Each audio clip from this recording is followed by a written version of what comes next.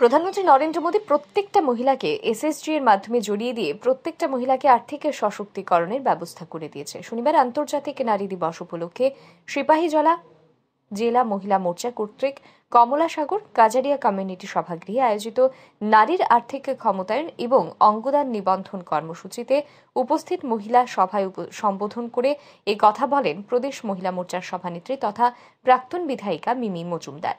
BJP মহিলা মোর্চা আন্তর্জাতিক নারী দিবস অত্যন্ত উৎসাহ উদ্দীপনার সাথে পালন করেছে।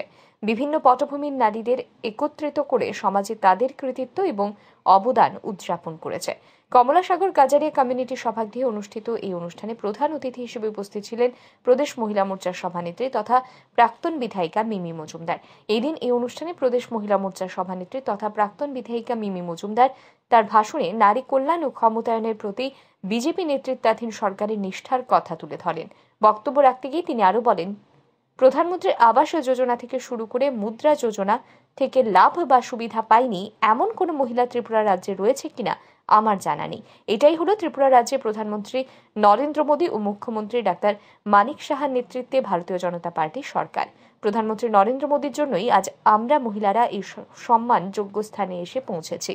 আজকে নরেন্দ্র মোদীজি প্রত্যেকটি গৃহিণীকে এসএসজির মাধ্যমে জড়িয়ে দিয়ে উনি কিন্তু প্রত্যেকটা মহিলাকে আর্থিক সশক্তিকরণের ব্যবস্থা করে দিয়েছে কি দেয়নি? কে বলবে দেয়নি? একটু হাত তুলো তো। নরেন্দ্র মোদীজি তোমাদেরকে এসএসজির মাধ্যমে সশক্তিকরণ করেনি বা নরেন্দ্র মোদীজির কোন রকমের লাভ প্রধানমন্ত্রী আবাস যোজনা থেকে, উজ্জ্বলা যোজনা থেকে, মুদ্রা যোজনা থেকে শুরু করে কেউ কোনো লাভ প্রধানমন্ত্রী নরেন্দ্র মোদীজির থেকে পাওনি। এরকম কোন ব্যক্তি যদি থেকে থাকো একটু হাত তোলো তো। এরকম কেউ আছে কিনা দেখুন। আজকে এই হচ্ছে গিয়ে 7 বছরের ত্রিপুরা রাজ্যের ভারতীয় জনতা পার্টির সরকার, নরেন্দ্র মোদীজির সরকার, মানিক সাহাজির সরকার।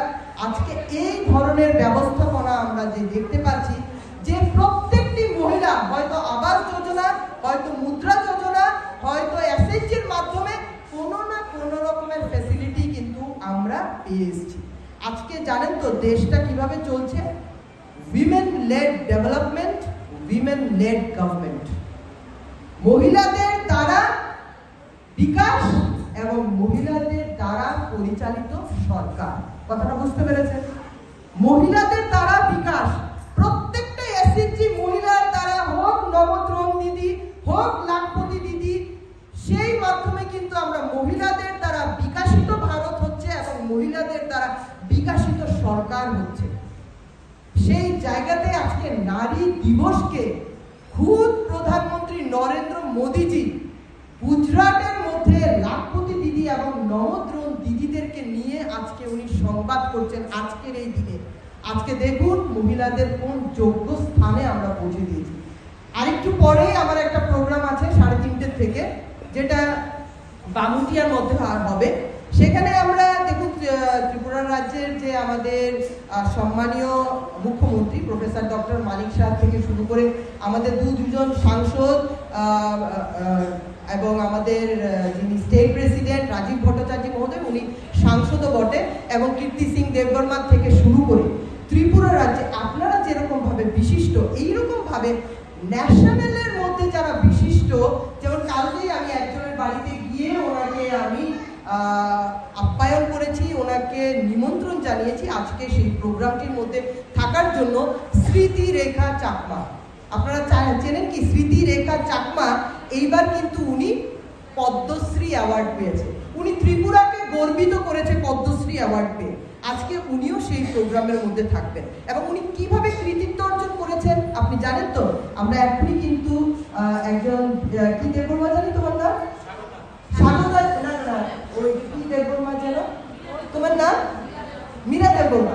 মীরা দেববর্মা যেরকম আমাদের একজন হস্ততাঁত শিল্পী, ওই স্মৃতি রেখা চাকমাজি একজন হস্ততাঁত শিল্পী, যিনি বিভিন্ন শেকড় থেকে বা দানা থেকে উনি যে রসটা পান সেইটার মধ্যে সুতোটাকে ভিজিয়ে, যেটাকে আমরা বলি ন্যাচারাল ডাই প্রসেস, ওইটার মাধ্যমে উনি বিভিন্নভাবে পাছড়া বা অন্যান্য গামছা, রিসা এসব বানিয়ে থাকেন। তো এর জন্য কিন্তু ওনাকে একদম ন্যাশনাল মানে পদ্মশ্রী অ্যাওয়ার্ড ওনাকে দেওয়া হয়েছে। উনি কিন্তু আমাদের ত্রিপুরা রাজ্যকে গর্বিত করেছে। এবং আরেকজনকেও নিমন্ত্রণ করা হয়েছে, দীপা কর্মকারকে। উনিও কথা দিয়েছেন, ওনার বাড়িতে যদিও প্রোগ্রাম আছে, কিন্তু দেখুন আজকে কোন জায়গাতে ত্রিপুরার মানচিত্র যাচ্ছে। তা আমি বেশি কথা দীর্ঘায়িত না করে, কেননা অনেক কথা বলার ছিল, কেননা নারী দিবসে কথার কোনো শেষ নেই।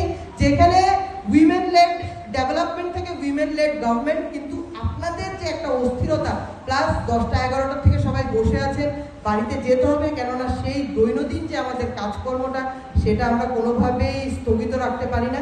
তো তারপরেও আমি আপনাদের সবাইকে নারী দিবস হিসেবে ভারতীয় জনতা পার্টির এই উদযাপন নারীত্ব, স্থিতিস্থাপকতা এবং অগ্রগতিকে সম্মান জানায়।